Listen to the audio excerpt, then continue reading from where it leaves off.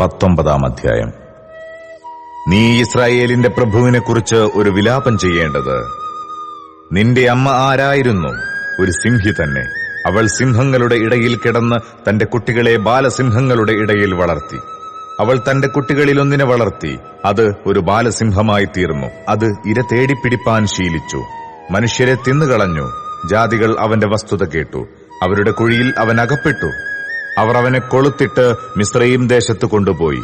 എന്നാൽ അവൾ താൻ വെച്ചുകൊണ്ടിരുന്ന ആശയ്ക്ക് ഭംഗം വന്നു എന്ന് കണ്ടിട്ട് തന്റെ കുട്ടികളിൽ മറ്റൊന്നിനെ എടുത്ത് ബാലസിംഹമാക്കി. അവനും സിംഹങ്ങളുടെ ഇടയിൽ സഞ്ചരിച്ചു.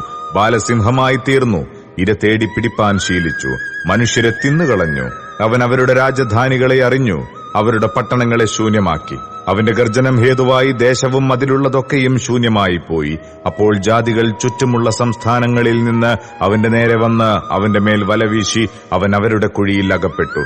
അവർ അവനെ കൊളുത്തിട്ട് ഒരു കൂട്ടിലാക്കി ബാബേൽ രാജാവിന്റെ അടുക്കൽ കൊണ്ടുപോയി. ഇനി അവന്റെ നാദം ഇസ്രായേൽ പർവ്വതങ്ങളിൽ കേൾക്കാതെ ഇരിക്കേണ്ടതിന് അവർ അവനെ ദുർഗങ്ങളിൽ കൊണ്ടുപോയി. നിന്റെ അമ്മ മുന്തിരിത്തോട്ടത്തിൽ വെള്ളത്തിനരികെ നട്ടിരിക്കുന്ന മുന്തിരിവള്ളി പോലെയാകുന്നു. വളരെ വെള്ളമുള്ളതുകൊണ്ട് അത് ഫലപ്രദവും തഴച്ചതുമായിരുന്നു. അതിൽ അധിപതികളുടെ ചെങ്കോലുകൾക്കായി ബലമുള്ള കൊമ്പുകളുണ്ടായിരുന്നു.